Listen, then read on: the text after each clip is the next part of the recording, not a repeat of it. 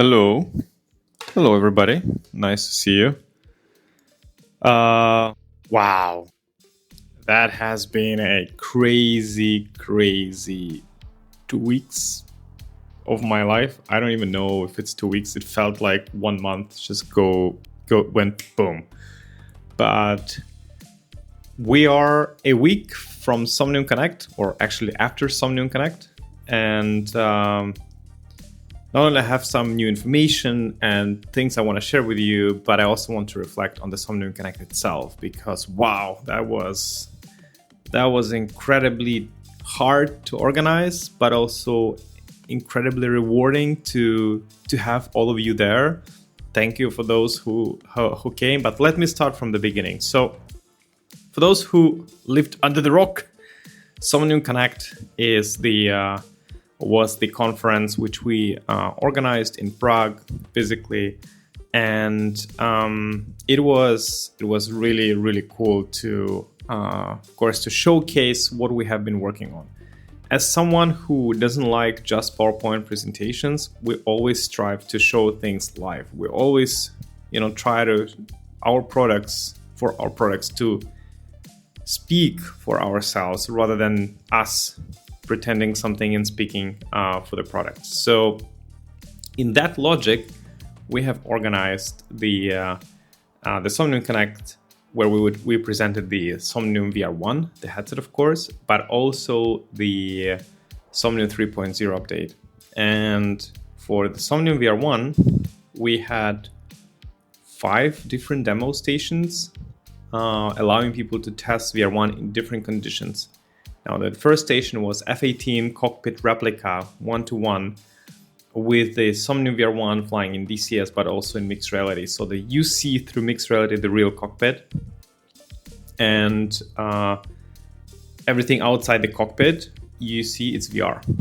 And it's an incredible demo. It showcases so well what VR is made for, but also what VR1 is made for, because our mixed reality is incredible. And the crispness of mixed reality, they can read all the gauges and you can control them, even in low light, which the whole conference was kind of in low light, was incredible. So that was one demo. Another demo was a racing simulator. So by the way, that demo with DCS was running on a 4070 Ti computer. And the other demo we had was the racing simulator with force feedback simulator and stuff. And we were running Project Cars. And it was running on 2080, and it was running pretty fine. I mean, yeah, some settings were dialed down, and some LEDs probably here and there could have been better, obviously. But we were running VR1s there in 2080, and many people, loved it. Like majority of people loved it. And by the way, all the VR1s we had at the Connect were running at a, let's call it a medium or like the average best setting we could have put to fit the most people. So we were running 124 degrees horizontal FOV and 98 vertical. And remember, VR1 is capable of rendering up to 140.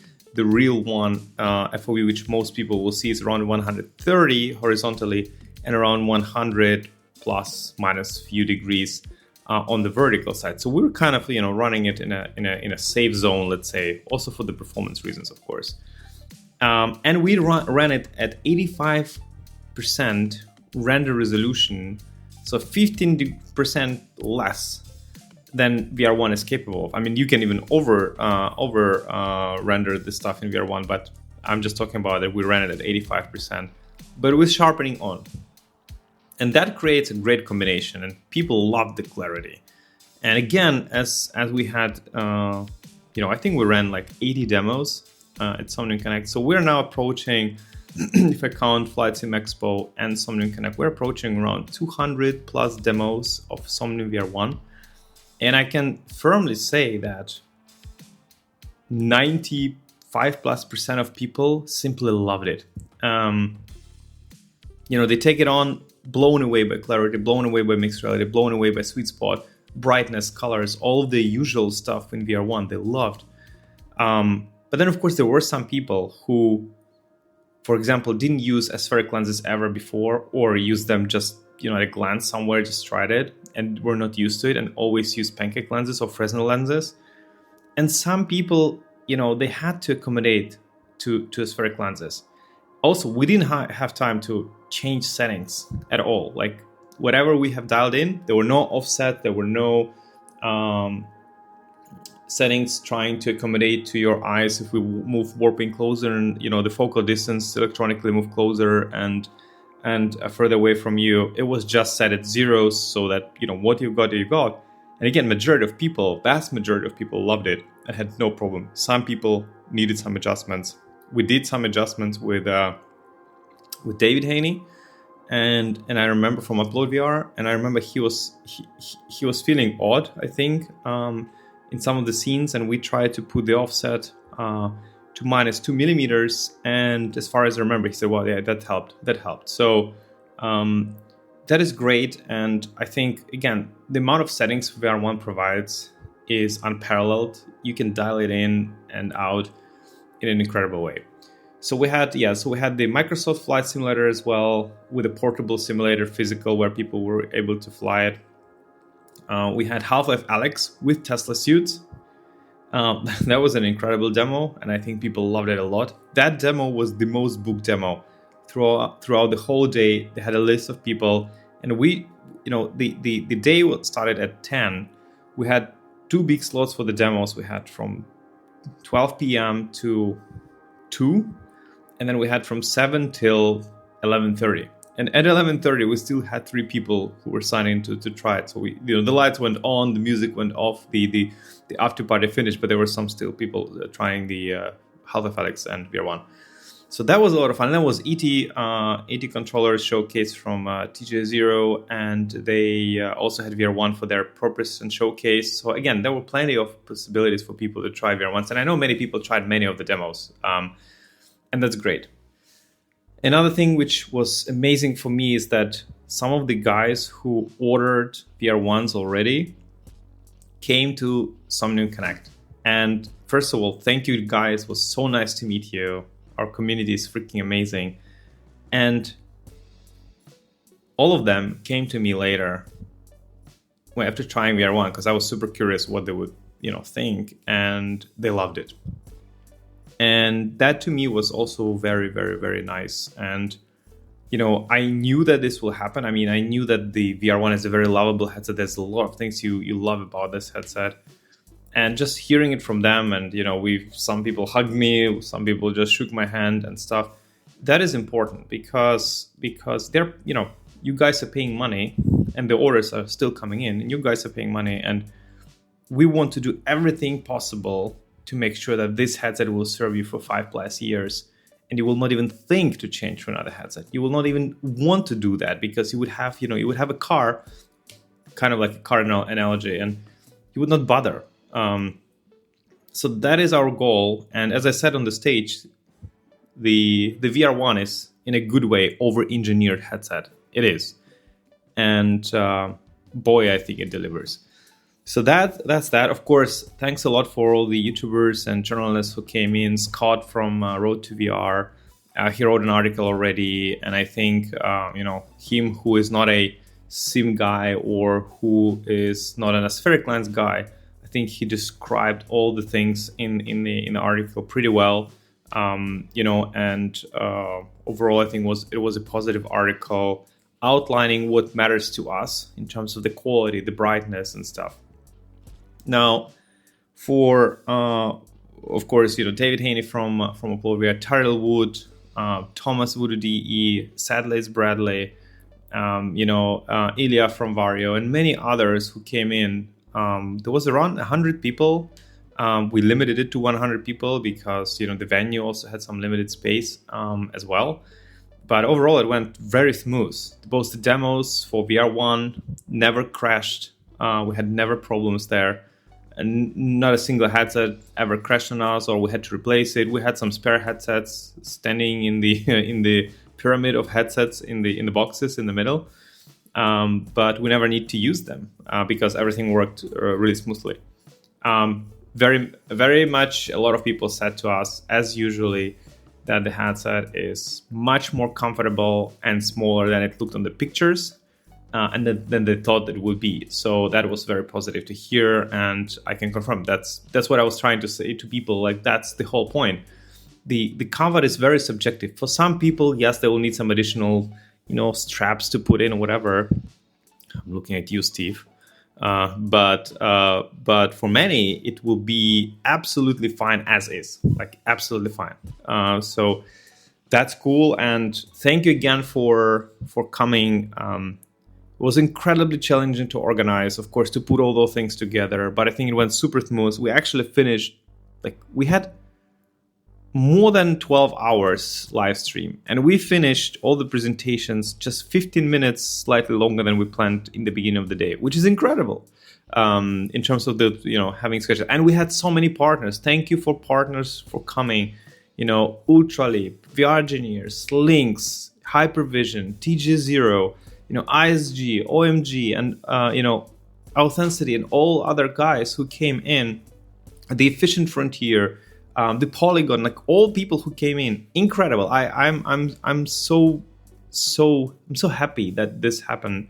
And we had some journalists from Czech Republic, and we had some journalists from abroad. It's great to be able to showcase what we worked on, and also to showcase it in real time, right? Not just show you the PowerPoint and go away. No. We do it in real time. I tell you something, you go there and you check it. If I tell you that's something you can do in Somnium Space, we do it live.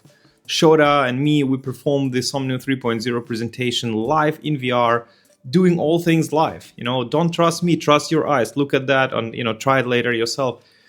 And I think that's the point. We always try to push the limit in Somnium Connect. We'll always try to do things differently, and we try to push the VR and mixed reality, as hard as possible to show people what is the future. For example, unbelievable mixed reality party where Shoda and Adam from TG0, they DJ'd in Somnium VR1 with mixed reality on, using their stuff and the keypads, and playing live music while using mixed reality, while behind them there was a huge screen showing exactly what they were seeing. Unbelievable. It looked so cyberpunky. The VR1 looked amazing. They used the translucent VR1, by the way. The VR1 looked amazing. They looked amazing. They played incredibly well. People loved it. And it's just, to me, even I knew what's coming, it was mind-blowing.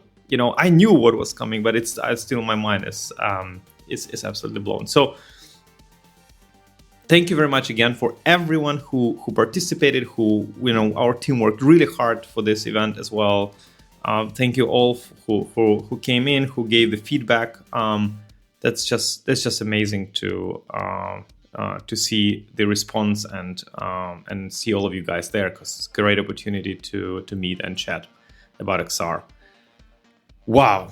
Okay, so let me take my notes and talk about other stuff. So a lot of people, the orders are coming in, and we actually will be switching today, as you see this video, the deliveries from September, October to November, December, because the orders are still piling in, and we need to be mindful of the speed. We'll probably slow down moving the time zones forward by 2 months. We'll probably maybe at 1 month only, because we already know that by that time the factory will ramp up and we'll be producing more. But in the beginning, we want to be cautious, and we want to be mindful. Now, a lot of people are asking me, and actually they started to ask me this directly on Connect. They were like, Artur, when I'm getting the shipment, right?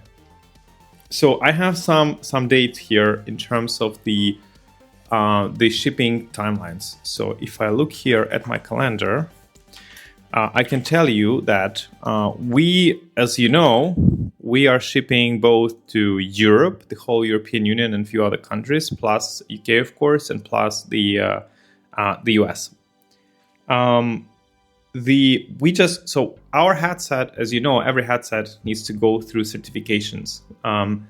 The good news is we passed all the certifications, all the electromagnetic interferences and all the other stuff. We passed those things.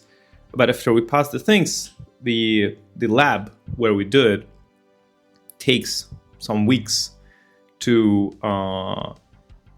make the paperwork and to prepare the certification. And that's what exactly is happening right now.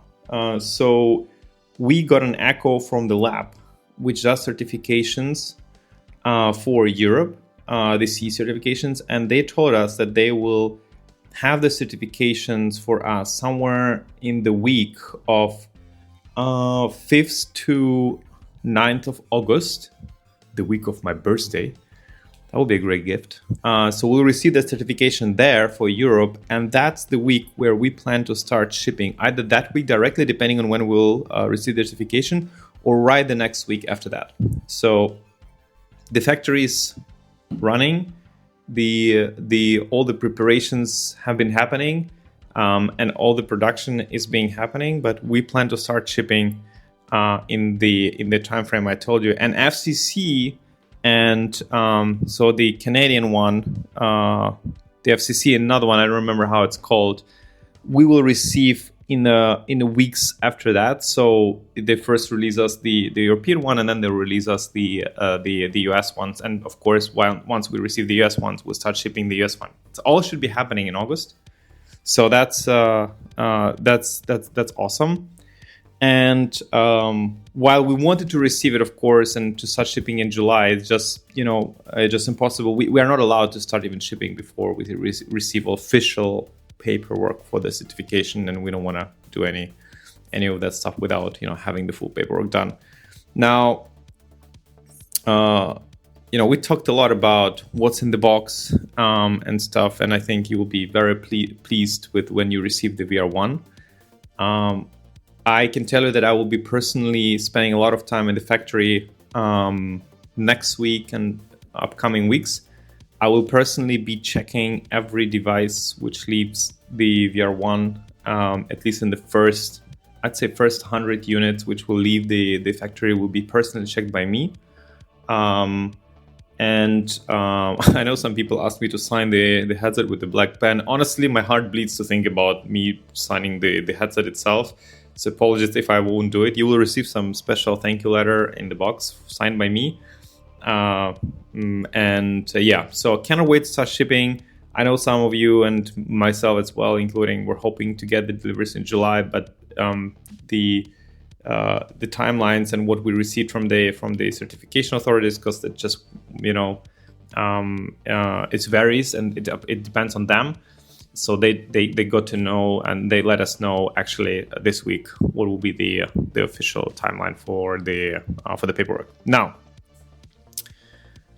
by the way, we don't ship to Australia right now, nor we ship it to Canada. We in August will be receiving the certification parts for Canada, but there are some also administrative things. Canadian administrative way of how to report things and stuff is very difficult. I mean, it's difficult everywhere, to be honest, if you do it properly, okay? And we do it properly. We file for paperwork everywhere in each country where it's needed. We report to the authorities in every country it's needed. We're obliged by all the rules, and all the rules and all this stuff which needs to be done kind of also make me question a lot of things from. Made me understand a lot why things take time, but also made me question some things, how maybe other companies are doing this, because boy, there's a lot of things needs to be done from an administrative point of view. And Canada, while we'll receive the certification for Canada in August, I don't think we'll start shipping to Canada in August. I think it will take time. Sorry guys, I know that a lot of Australians are asking about shipments. I mean, there are some. If you're from Canada, Australia, just dive into our Discord, look what people are writing and suggesting. I think there are some ways, but you just need to look it for yourself. Now, another interesting part is one of the feedback during the Somnium Connect from several people, and notably from people with bigger nose but smaller IPD. So we are talking about like 58-ish IPD and quite like a big nose. They had problems where they were using, they started the headset and they were doing this, to test stuff, and then the IPD, their nose pushed the lenses away from each other a little bit, and the overlay of the IPD had popped up, and they were seeing the IPD's number change, right? And we looked at it. While we don't think this is something critical at all, because again, it does happen to a certain part of people. What we did actually is immediately after Connect on Monday, we met with the team and we will be adjusting. Thank God that's not a big adjustment. We will be stiffening the IPD slider slightly even more to make it move less. It's already really good. It's clicky. It's the way I like it, for example, and it's the way many people like it. But we'll stiffen it slightly a bit. We don't want to make it super difficult to move because that's uncomfortable. But on the other hand, we wanted to make slightly more complex to move so it doesn't move that easy for by itself. And also in our software, because one of the things of VR1 is almost no matter what IPD you have set up for it. Like some people just got the headset on, I remember, and they were like, wow, this is amazing, so cool, so sharp. And they're like, by the way, did you fix your IPD? Have you actually set up your IPD? And they're like, oh no, I forgot. I was like, and they were like going completely into different IPD, and they're like, oh yeah, it's slightly better, but like that was also very sharp. So the sweet spot in VR1 is incredibly big. So what we'll also do is, while we'll stiffen the IPD slider, we'll also have a setting in the Somnium software, in the VR1 software, where you can click the button and the slider will not be there. The pop-up from this TeamVR will not come into your face all the time. You can still see your IPD in our software. The software shows you your IPD, but it will not be, popping up in your ass, because in the end of the day, almost no matter what IPD adjustment you use, I mean, unless you're like 58 and you're using 75, if you're 64 and you're using 60 or 69, you won't almost see the difference. You wouldn't know it. So that will do, and you'll be able to turn it on and off, the overlay of SteamVR showing you the IPD number. And that should kind of disassemble all the problems for some people who might have bigger noses and small IPDs. Because remember, we deliberately try to use every inch here for the lenses to be still full. We didn't cut them here like many companies do. They cut them like directly like that to, very, very, very aggressively. We cut the lenses on the top because we analyzed with a lot of tests that most of the people look straight or downwards. They never look completely up. So we sacrifice slightly FOV on the top, but we allow you the full vision from the vertical. And that's why the FOV and the binocular overlap feels so whole and so good in VR1 because of those decisions. And I would never sacrifice binocular overlap for slightly better nose fitting and stuff. And again, most of the noses, like 99% of the noses, fit super well. We had not a single person say it's not uncomfortable. There's enough room for all the noses.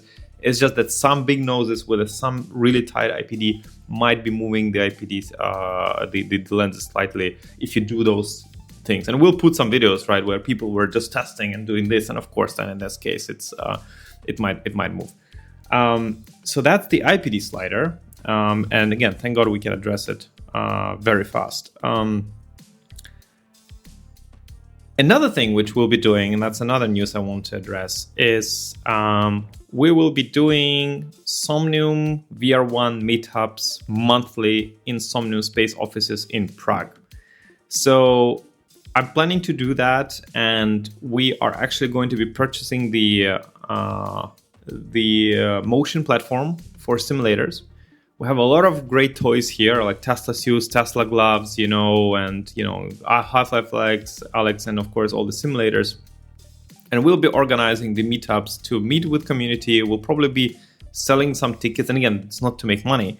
We're selling the tickets so that just people who bought the tickets, like symbolic price, I don't know, like $10 or something, they come here and they can participate, and they just don't, if they don't just sign up and then don't come. We need to make sure that people who sign up, they come. So, and I'm pretty sure people from a lot of countries in Europe will be coming in to visit. It will probably be Fridays, and we'll be probably running them anywhere from, I don't know, from like 3 p.m. to like 11 p.m. So it'll be like some after party here, and we'll play some games, and it will be a lot of fun. So VR1 parties, VR1 meetups in Somnium offices will start happening. I hope to make the first one in August. We'll see, but that's the plan. And with this comes another thing which I want to announce, is that I know some of the people, you came to me and you said, guys, we purchased VR1 already, and we're planning to run meetups in our places, like whether it's in Netherlands or in Germany or in Switzerland or in Austria. And it made me think, and I said, like, listen, if you will be doing something like that, if you will buy VR1 and you will start to organize those viewing parties, let us know. DM me on Discord or tag me on Discord or write me to VR1 support@somniumspace.com, and we might help. Whether we'll help with some, will cover some of the costs for the food for your meetup or something else, or maybe even I come personally to one of the meetups.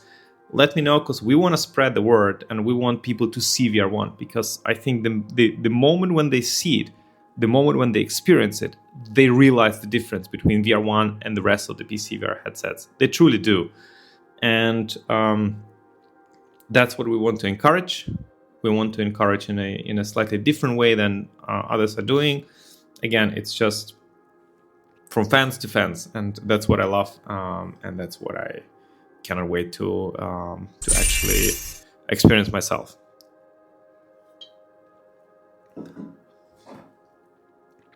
So with that, I think that's all I wanted to talk about for today's update. I'll be doing these updates regularly. When we start shipping, I'll be reporting on how things are going. And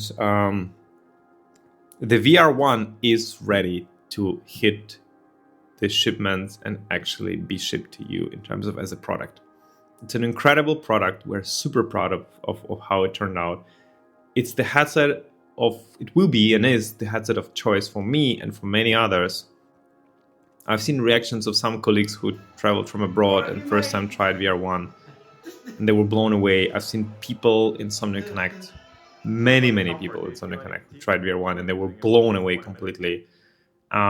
We had a lot of inbound requests from companies who are buying them for location-based entertainment, for simulators, professional, militaries, and there's a lot of interest because this headset can serve all the types of customers. Even universities are coming to us and they want to do that. So again, thank you very much for coming. Thank you very much for being with us. Thank you for kind and warm words during the Somnium Connect. It was so cool to see all of you there and your enthusiasm, and kind of see that I'm not the only one crazy here.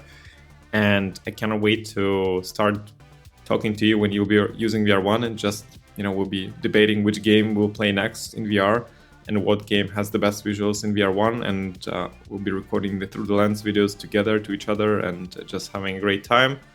So thank you. You are our community.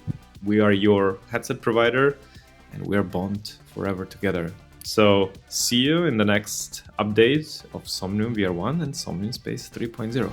Bye bye.